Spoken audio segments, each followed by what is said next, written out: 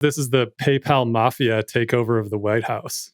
I think it's so interesting that so many of the various players involved in the conversation right now were involved in PayPal. Elon and proxies of Peter Thiel and David Sachs. You got Reid Hoffman on the other side. Like, what was it about PayPal is the thing that I keep thinking about that caused this phenomenon.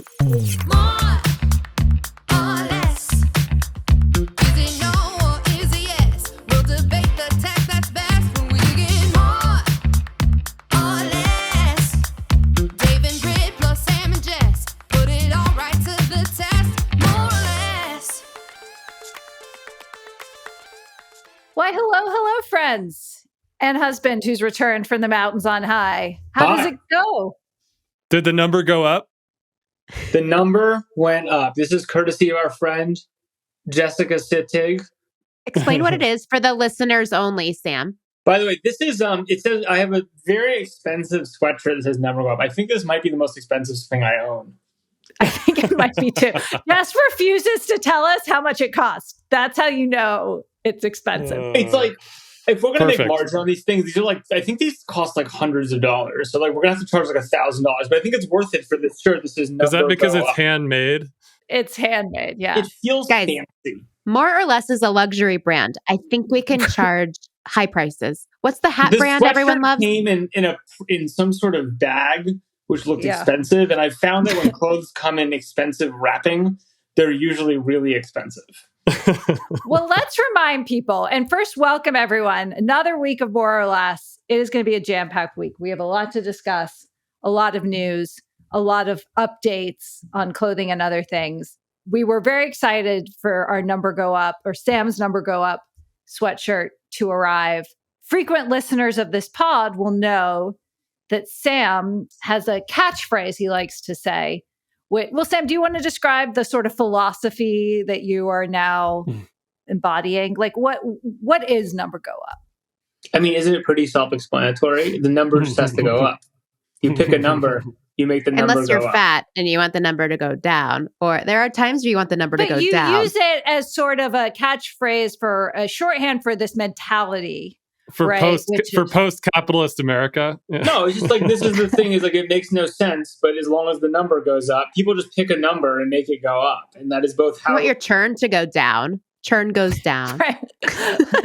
Retention goes up. But when churn goes down, the other numbers go up. So yeah.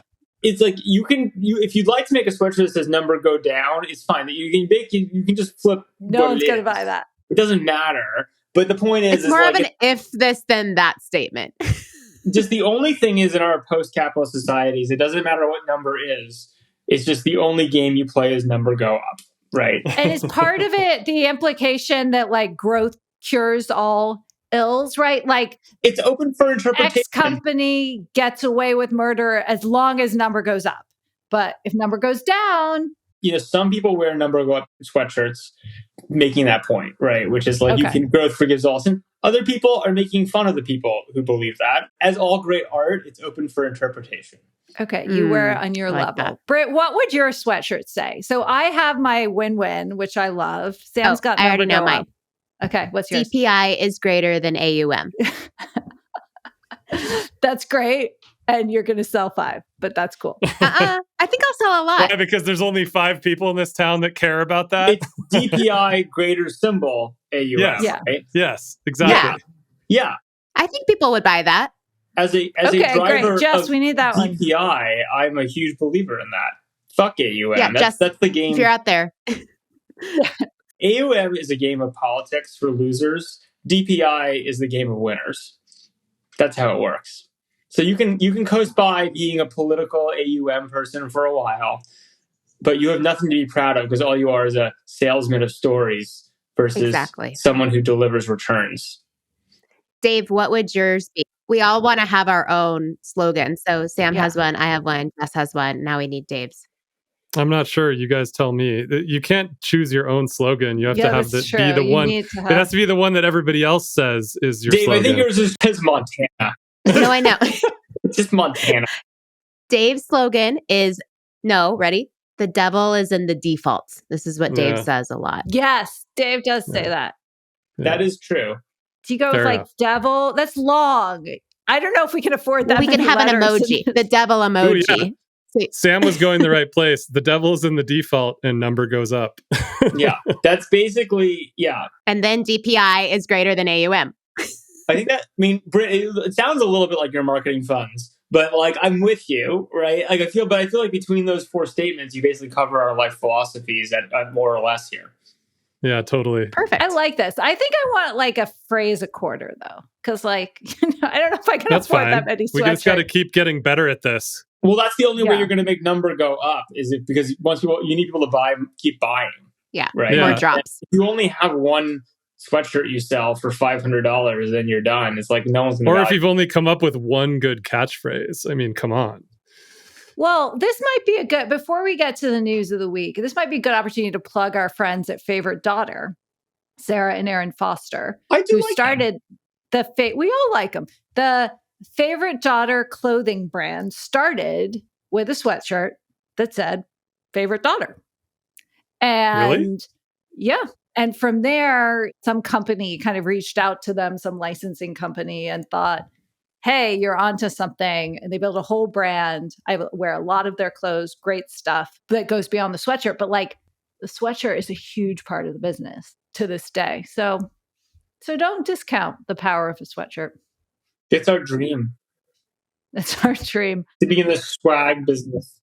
Before we jump into the hard news, I just need a quick update of how Sam survived the hike. Kilimanjaro. And also his hair looks 1 inch longer. I was wondering if I tried to get a haircut in the Amsterdam airport, but I kept asking people where to get my haircut in the airport, and they were very confused. Like instead I had I think two. I only had two. I had two Egg McMuffins, delicious. But no, so Aaron Sitig and I went, and we went and climbed Kilimanjaro, and we did it. We had to sign up for a 6-day trip because that's the minimum they'll do. But then we just climbed it in under 3 days because, they keep saying pole, because slowly we're like, no, we're going faster. But we crushed it. It was great. Amazing weather. Beautiful. Super beautiful. Super fun. And, the rules for climbing Kilimanjaro is part of the local employment is you have to bring like a ton of people with you, right? Because it's like part of their economy. And so you're not allowed to climb Kilimanjaro by yourself. You're not allowed to climb Kilimanjaro with like 3 people. So we had like an enormous team climbing with us, which meant we ate very well. We slept very well. And it was a very luxurious experience. So, I highly recommend it. We had a lot of fun. How much training does one need to do to climb Kilimanjaro? I mean, it really depends where you're coming from, Britt. I'm pretty fit. I work out like 4 or 5 days a week. You could crush it. Do I need to train for this? Absolutely no problem. It's completely fine. Okay, what about Dave? Dave would be fine. Yes. Okay, good. We're both good. Dave, let's do it. But I will say that it is, you're going, a lot of people who go, unsurprisingly, are either like college kids who are like, have time, or much older people, right? And this is like part of their safari thing. And you do pass people on the way up, low down, and you're like, ooh, you're going to have some trouble, right? You just watch people and you're like, so I actually have a huge amount of respect for like a lot of people who come into this with no fitness, just a lot of grit, and they're going to go to 19,300 feet. But as a fit person who, it is a lot of fun. It's a beautiful hike. That's cool. And it is gorgeous. Again, I highly recommend it. It is super fun and super gorgeous. And then you can say you're on the tallest peak in the continent. There you go. Well, glad to have you back. Oh, good. I'm glad my podcast hosting wife is glad to have me back. The pod last week was a little rough. We talked about electric boats for a long time, I'm just going to say. So it's nice to have some other talking points. Speaking of week, guys, obviously it's been an incredibly consequential week in the news. The Trump assassination attempt, the Big ongoing election drama, JD Vance sort of riding some tech influence, I think, to the VP part of the ticket. I know what one of the things I'm most interested in this moment, it's underscoring for me just kind of questions about Silicon Valley, its politics, its power as well, on the national stage. I was speaking on CNBC this morning a little bit about how much it feels like there's been a sea change in terms of just sort of politics of a lot of tech leaders. But at the same time, as I talk to smart people, they sort of downplay that and say a lot of this has been lurking behind the surface. So I'm curious what you guys think. Maybe Dave, to you first. Like I don't know, what do you make of this moment? Well, the thing that I keep thinking about is this is the PayPal Mafia takeover of the White House. I think it's so interesting that so many of the various players involved in the conversation right now were involved in PayPal. And, whether it's Elon and proxies of Peter Thiel and David Sachs, you got Reid Hoffman on the other side. It's such like an interesting, what was it about PayPal is the thing that I keep thinking about that caused this phenomenon. And you could also look at it as it's the Gen X takeover because there's almost no millennials involved in this conversation, I guess, except maybe our good friend Joe Lonsdale, who I really genuinely appreciate, all of his commentary in our back channel. But, that's one of the things off the top of my head that has been really, I have found interesting the last few days. Honestly, I think the answer I was going to say with the PayPal Mafia is look, PayPal's fine. It wasn't the biggest success in the history of the world. It's fine, right? But you think about everything is people talk a lot about, being born in the right family, the right place, whatever. I think a lot of it's just being born at the right time, right? And so if you think about that group of people, there was very little else going on, right? It was kind of like a pretty shitty era in a lot of ways. A bunch of people got together who are a certain age, right? And they all ended up in the same place because it's kind of the only thing that was going on, which was PayPal, right? And it was just they were born at the right time. You mean not else was going on in tech, or what? Elaborate. What do you mean? Well, just the PayPal was built in the depths of the internet depression, right? And and it wasn't it's not the most important company in history. It's fine, right? But you're why is the PayPal? I do use it basically every day. It's pretty important. You use PayPal every day? Well, I buy something online very frequently, and all my saved stuff is in it. So I probably use it 4 times a week. What? I think you can't call it unimportant, Sam. I mean, PayPal owns Venmo. Yeah. I mean, PayPal's okay. Let's just start as the first finance here of Venmo. Let's just talk about this story. I'll tell you a very funny. Dave, why'd you bring up Venmo? Okay. Uh-oh, here he goes. Tell us about how you invested in Venmo first. As the second financier of Venmo, I will let Sam speak. Well, no, my dad was the second financier. You were about the fourth. Third, Sam. We can call Andrew Cortina and then go through that.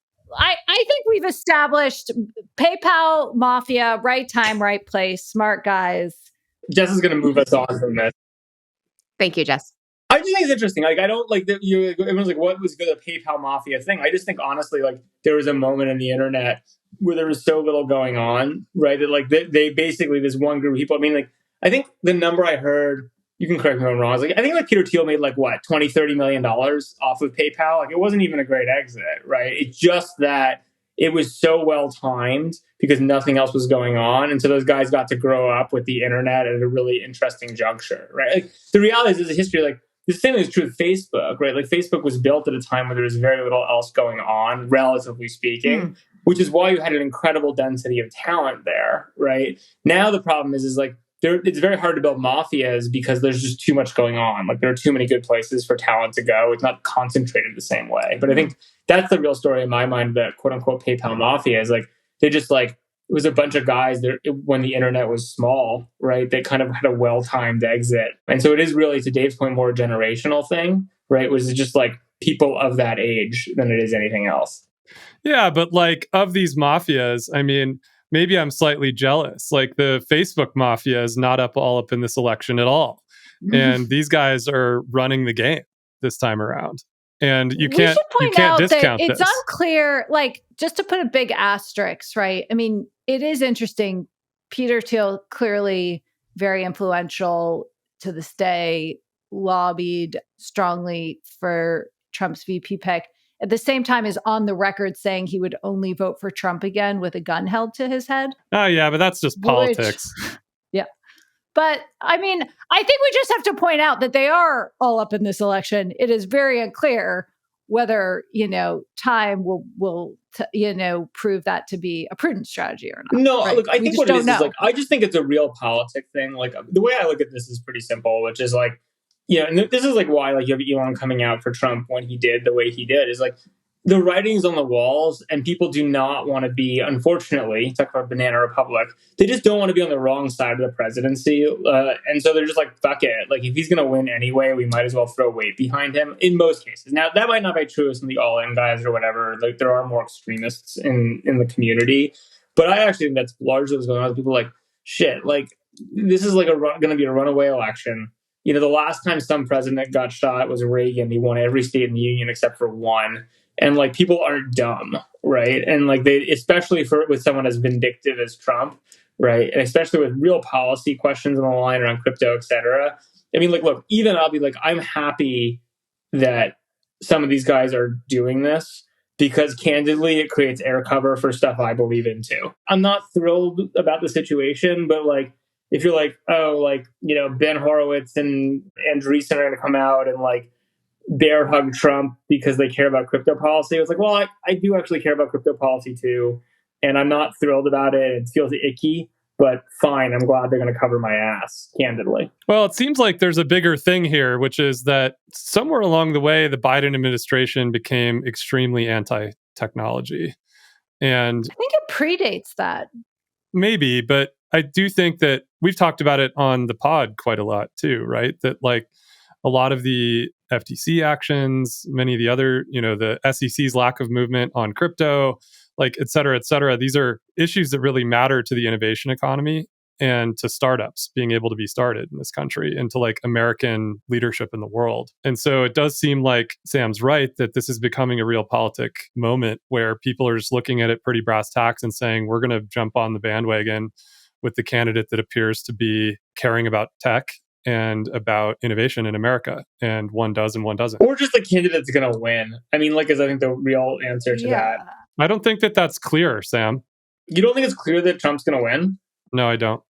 Interesting. We just don't know. I mean, I think there are, Sam and I were talking about this, there could be like 3-4 black swan events before. I mean, it's just very unclear. We can all have our predictions, which probably aren't that interesting to our viewers because this is not our area of expertise.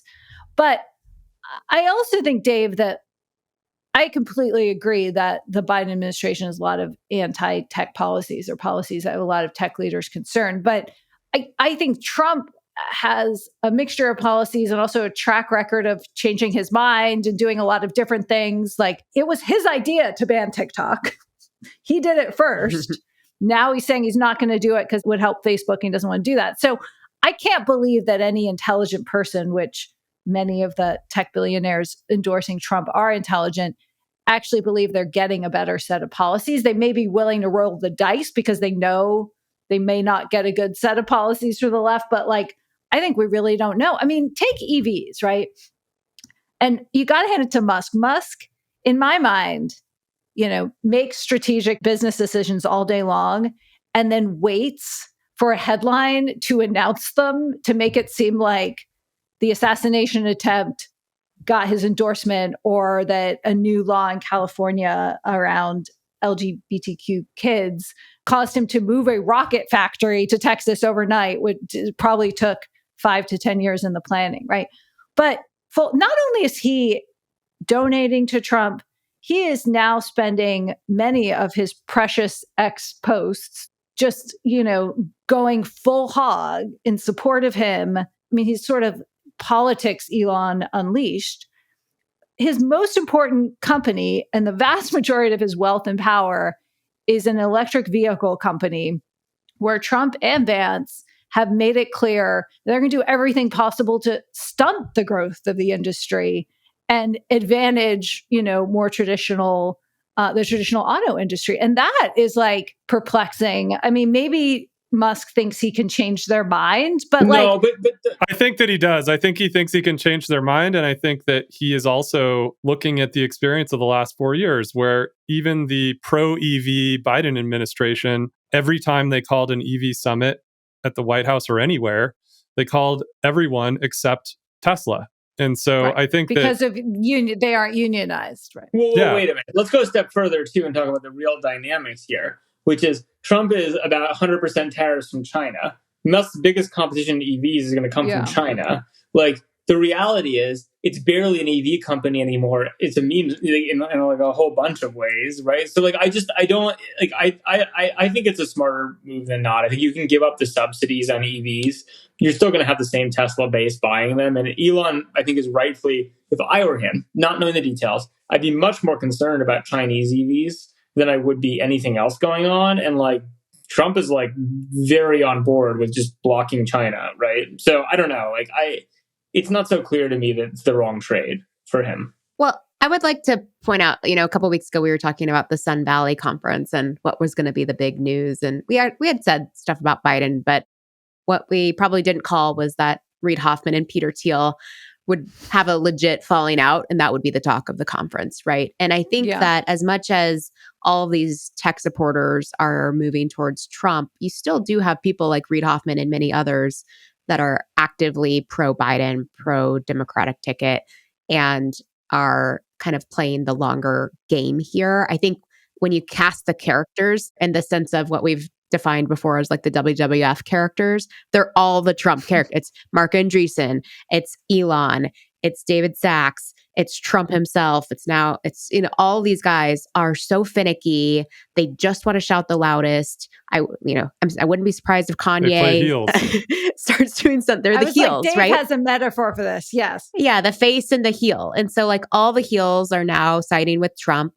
But they're the ones that are also like, I feel like the most finicky. Like when something changes, they'll change their minds too. And Trump changes his mind all the time too. And so for me, it's just, I can't predict anything with regards to what's going on with all of those people, that side of policy and regulation. Whereas like Biden and some of his policies aren't my favorite choices, but you have people like Reid and others who I think are being quite thoughtful about the direction that some of the strategy is going and are taking the face point of view rather than the heel and are like trying to be good actors. And again, just out of like integrity's sake, I stand for that in terms of my purpose. I stand for it intellectually, but it's just like going to be really hard. I mean, I think like I don't disagree with anything you've said, except for the fact that like, there's what you want to happen and then what will happen.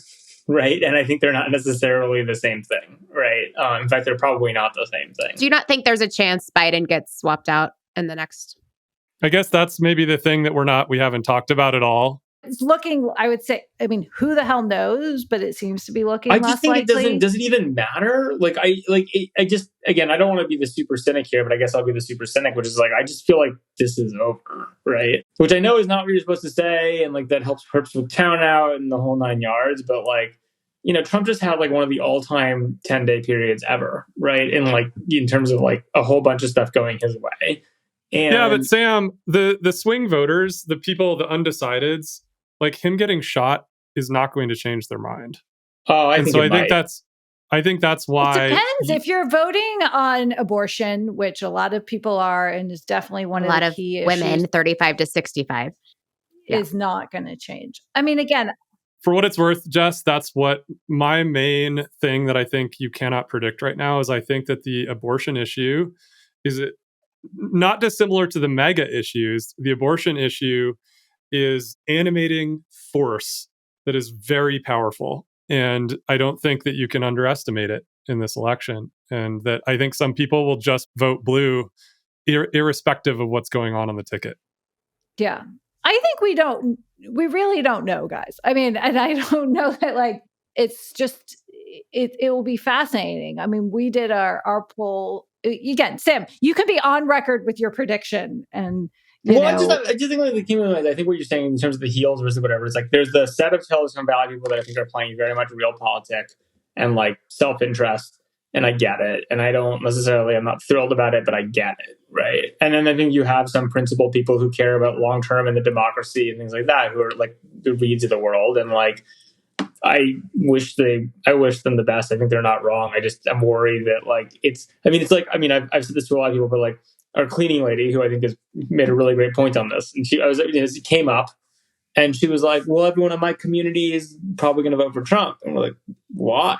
And he's like, they don't really understand the broader picture, the bigger issues, but they want to own homes, and they think that they have a better chance with Trump, right? And like, you're like, "Shit, yeah, that's a real problem if that's how they're going to vote." And like, I get it. One thing, so when I'm really, Britt, you talk about people like Reed, and put our friend Vinod Khosla, who was on the pod, I put a lot of these people, there have been very loud Democratic sort of voices and Biden supporting voices. I will say the last 7 days, they have gone quiet. And many of these people, when I reach out to them, I get like a note back from their EAs being like, oh, they're on vacation. Like they don't want to talk. They know how to talk on vacation. Trust me. And I think that's fascinating. And Britt, so I'm curious, where do you think we go from here? Well, I think, it's funny. I was at Google for a long time in the realm of Eric Schmidt and Sheryl Sandberg. And I actually worked on the Google Elections project in 2008. Oh, there you go. Yeah, Obama, McCain. And in talking to you, I realized how many projects Google has had, because most of when we talk about you and Google, you mentioned like 3 projects. Like you're like, I'm on the TV project. And then we did. So, well, this was the 20%. This was like no one's job was. Oh, do you guys remember 20%? Oh my God. Yeah, 20. Okay. My 20% projects were the election, Google Elections is what we called it. I helped run that team, and then the Olympics. And so anyway, for the elections project, that was the first time YouTube had a big sway in the election, which Obama just dominated, right? And then, we saw Trump dominate Facebook That was ads. back when we wanted social media companies to have big sways in elections. Yes. Well, that was before. That was 2008. Trump's big swing for social media is 2016. So the question is like, in this year, I mean, it's all of them, and the assassination attempt just going viral on all of them. But I really believe that there has to be a swap at this point for it to make sense. I don't know. I'm dubious like Sam, but I am still leaning left. I understand what Dave's saying. I think about women 35 to 65 really being kind of the poker card that's not turned over yet. And I think that we also do need more, especially right now, like tech leaders to come out and state, why they're siding with Biden still. There's just been so much disarray of people asking him to step down or sticking with him. So hard after that debate to do that. Yeah, I know. I agree with Sam. I just think you can't. I think everybody's waiting, Britt. You can't decide when there's no candidate. Okay, well, if they do a swap, then we need everyone to come out and back the swap. Like, if people are backing Trump so much, especially from Silicon Valley, we need people to do the same for whomever the Democratic candidate is. There's no unification of the party right now. I understand that. I'm just saying, I think that's why it's voting to Trump's favor that no one's taking a stand for the Democratic Party right now because it is in disarray. So we need a firm... Well, it does seem like once a day we've got something. Today you had Schiff making a big announcement about this. Like each day there's more people calling for this. Go to I did this morning, I went to the X pages of all the people who are the loudest Biden supporters. And I'm like, oh, I wonder what they're saying. And it's either nothing or they're just like promoting their portfolio companies, right? Which is fine. Like, again, this is a period of disarray. Ducks have to get in a row. It might not be prudent to be shouting from the rooftops right now, but at some point, like Elon Musk has a really big megaphone. And do you think Zuck would say something, Sam and Jess? I mean, it's beyond our pay grade to comment on something like that. But look, at the end of the day, it's just like, look, I think everyone feels like the Democrats lied, right, about Biden. And that destroys just a huge amount of trust, right? And people also just like, I mean, this is a question I'm like, it's very hard to be vocal about a candidate that you're not super psyched about and worried about in terms of their viability. Especially, I mean, this is the part that's like challenging when like the other guy is like incredibly vindictive, right? And like going to win. Yeah, well, I'm just saying, like, I think the leaders of like Sundar and Meta and I think that's what are they going to say? Like, I just think that would add a little bit of weight and balance. I mean, look, so I was fascinating. They all, Mark, Sundar, Benioff, everyone were quick to decry the assassination attempt and pray for Trump's recovery, right? And it was interesting. As well, they should. It was really quick. And there have been other moments that one might think were also as well they should, where they haven't. So I, as someone who studies the response time of CEOs to public statements, I was even surprised how rapid it was this time. Again, obviously the right thing to do. But actually, you don't. You know what I was happy about is Harvard didn't say shit. Okay. I'm happy about that. You're up there on the top of Kilimanjaro being like, let me find another way to try and point out Harvard's flaws. Or no, not. it's good. It's good. The universities have been nicely silent on all of this stuff, which is good. Okay, good. They're learning. They're back to academic excellence. Academic excellence. Stay in your ivory tower and do research. That is a great sweatshirt. Stay in your ivory tower and do research. Maybe I'll start distributing just those. Stay in your ivory tower. Stay in the ivory tower. Stay in the ivory tower. That's what we gave you a fucking ivory tower for a reason. Stay there. Anyway, Bert, you haven't historically seen Satya and Sundar or all those people sort of openly endorse candidates.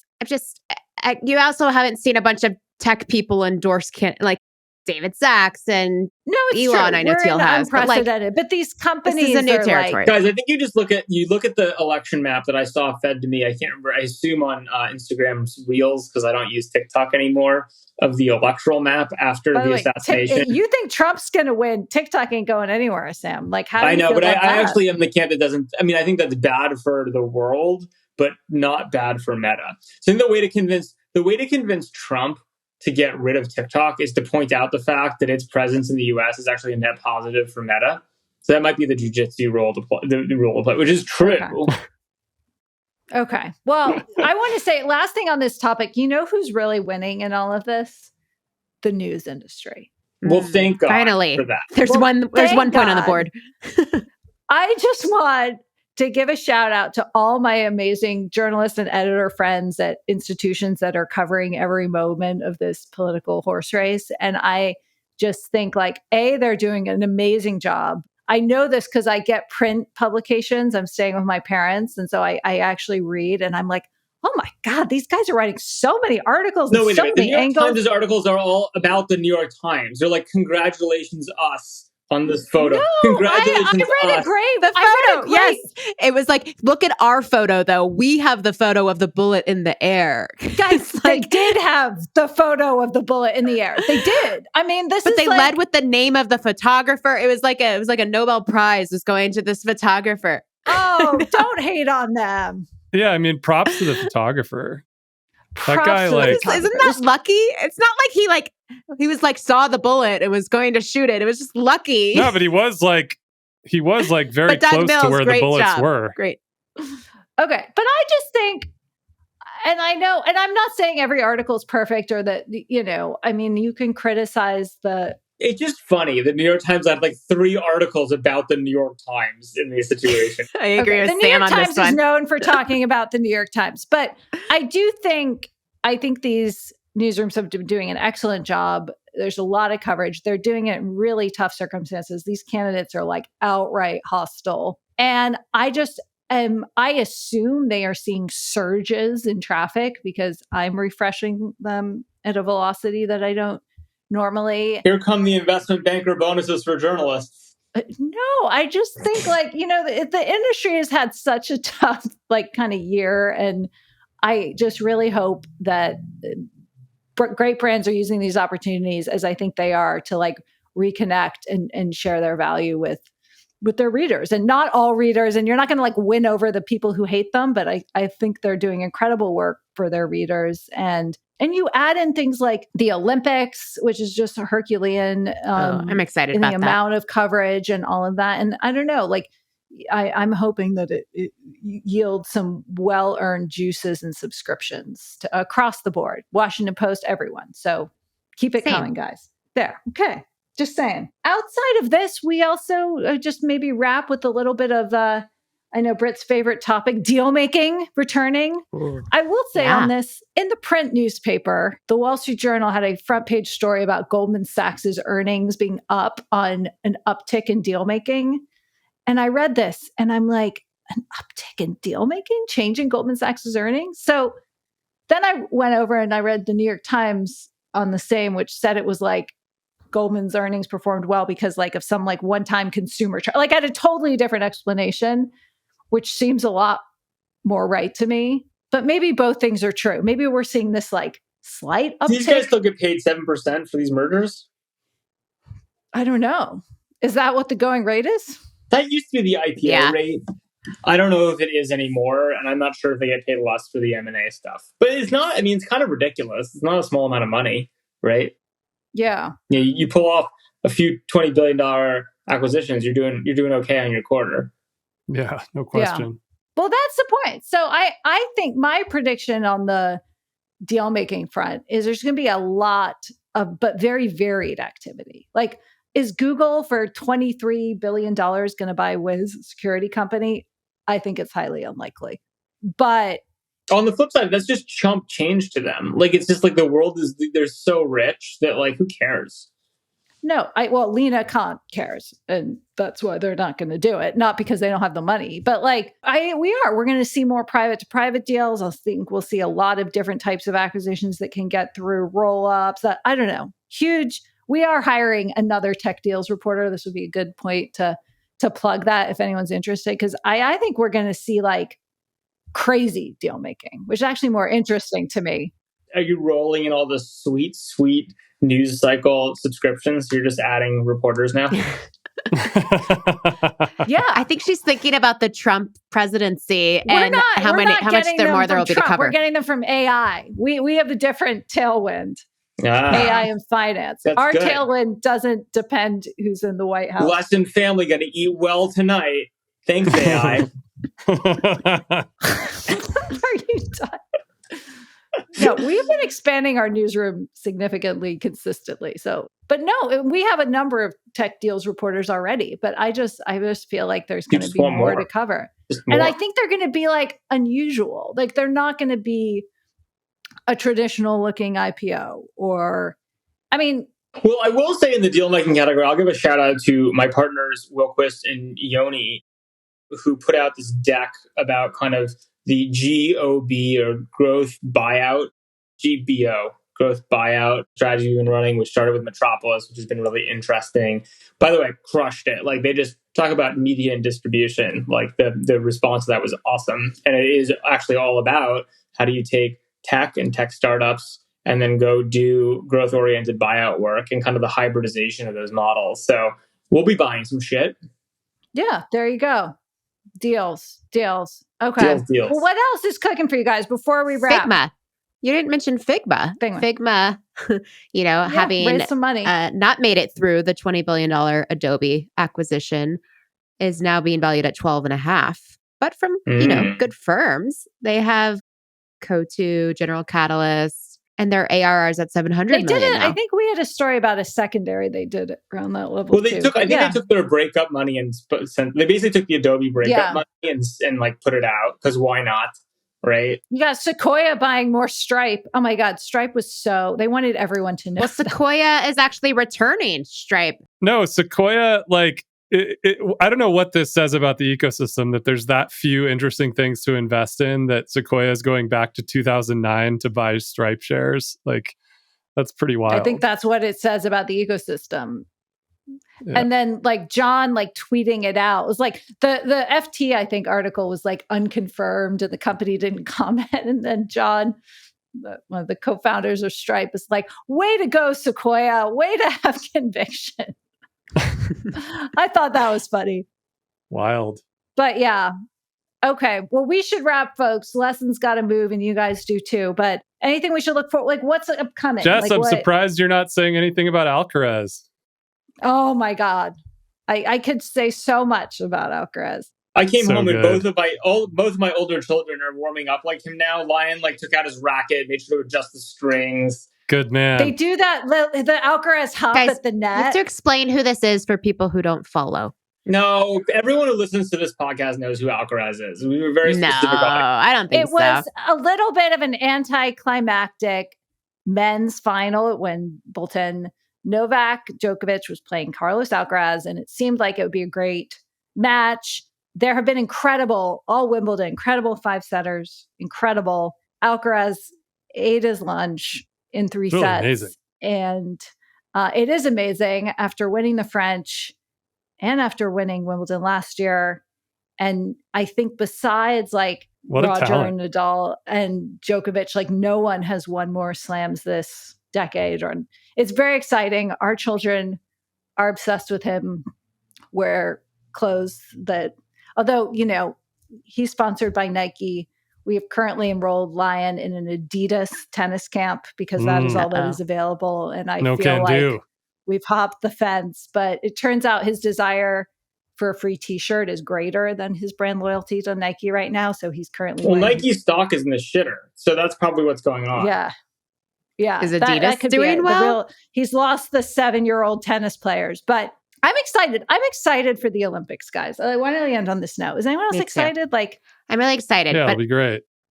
I don't think we're going to have our real more or less Olympic update for 2 weeks because the opening ceremony is not till next Friday. I don't know enough to comment on it, but I like watching the sports. I think the idea of fun. swimming in the Seine is kind of hilarious. I don't know.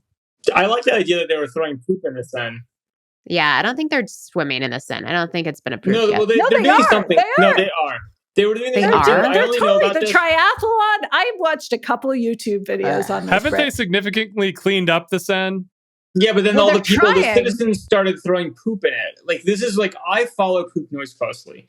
Like, anything that makes it, and the French people are very funny, right? The French people, like, generally, when they want to protest something, it has to do with garbage, right? So, like, they throw garbage in places, etc. And they've been throwing poop in the Seine because, like, that's what the French do. Well, that's horrible for the athlete. I mean, no, there's a great YouTube video. It's like 40 minutes on how they plan to clean they did clean it up, and then they're angry about like housing policy, and they decided to throw poop in it. Okay. Well, I'm excited. I think it's going to be great. I think they're doing like beach volleyball under the Eiffel Tower or something. That's cool.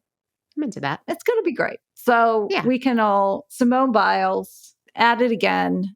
This has got to be her last Olympics. It is, but that's why they brought on a 16-year-old named Hesley on the team, who they're going to groom. Everyone to be the apparently next got injured. I'm not an expert in this, but okay. In closing on the Olympics thing, I actually was messaging with an Olympian, but yesterday, because on my flight home, I was bored, so I was writing a series of screenshot essays, and one of them is like, I just believe in hiring Olympians because I love excellence. As this is Google strategy. I really agree with this. Why is there not like a website where I can just go and like all the Olympians who are done can just be like, these are the Olympians, and you just send them like LinkedIn, a Raya version of LinkedIn for just Olympians. Sam, I was on the board of the U.S. ski team, as you know, for almost a decade, and Tom Weisel, the famous tech investment banker from the 80s and 90s, he actually was the one that first said this to me, and he said he had a standing policy at the firm to hire any Olympian that wanted a job. Yeah. I mean, like, look, the reality is, like, there are other firms that do this, like Goldman, especially in wealth management, just, like, full of Olympians. But, like, it was funny, as I put this out, being like, this is something I believe in. Like, just hire the Olympians. Like, this is not complicated. It's great. Like, if you can have that much grit, you're going to be great at a huge number of jobs. But the fun part is all these Olympians then messaged me and, like, talking to them about how to do this. So, like, do you guys know Apollo Ono, the speed skater? Yeah, He's of course. Of course. So he, was like, this is right. And we've been DMing, and I'm psyched about that because I love Apollo's cool. Yeah. This was the strategy at Google back in the day, too. So, no, I agree with you, though. I'm just saying that, like, this is like a general thing where, like, most smart people, like, some people send me counter arguments, but, like, I think they're wrong. And, like, there's a lot of companies they're like, definitely wrong. It's like, if you're an Olympian, you should just counter argument is wrong. If you disagree with Sam, you're probably wrong. No, you can be right, just not on this. It's like, but I was like, don't you think there should be like a Raya for Olympians? You're just like, look, just here's you win a gold, like here's your 15 job offers. You pick where you like. It's crazy that doesn't exist because like it's a good point. It's just like there should be it's obviously a small service, but like do that same thing with like Navy SEALs. It's like if you're a Navy SEAL, you can have a job. It's just like that simple. Agree. Like if you're that good, like you're going to be good at almost everything, right? There are exceptions. You're not going to make like a pole vaulter or a CFO overnight, but like it's just insane that these guys don't have any job they want. Okay. Sam, thanks for bringing the Olympics back to business. You guys can keep chatting. I got to run. We could go too, Jess. We could wrap us off. Okay, you guys have to spend some of that sweet AI money on dinner. No. Yeah, she's got to go prep dinner for you, Sam. I'm going to get off this podcast and I'm going to tell you why I have to go because we are 10 minutes late for dinner. Adult dinner is ruined. Made this for Sam. We got to go. Okay. This is the problem with the East Coast. But onward. None of our listeners care about that, or maybe you do. Thank you guys for joining us for another episode. We can't wait to be here again with you next week for another More or Less. Bye-bye. Bye, guys. Bye. Bye. If you enjoyed this show, please leave us a virtual high five by rating it and reviewing it on Apple Podcasts, Spotify, YouTube, or wherever you get your podcasts. Find more information about each episode in the show notes and follow us on social media by searching for @MoreOrLess, @DaveMorin, @Lesson, @JLesson, and as for me, I'm @Brit. See you guys next time.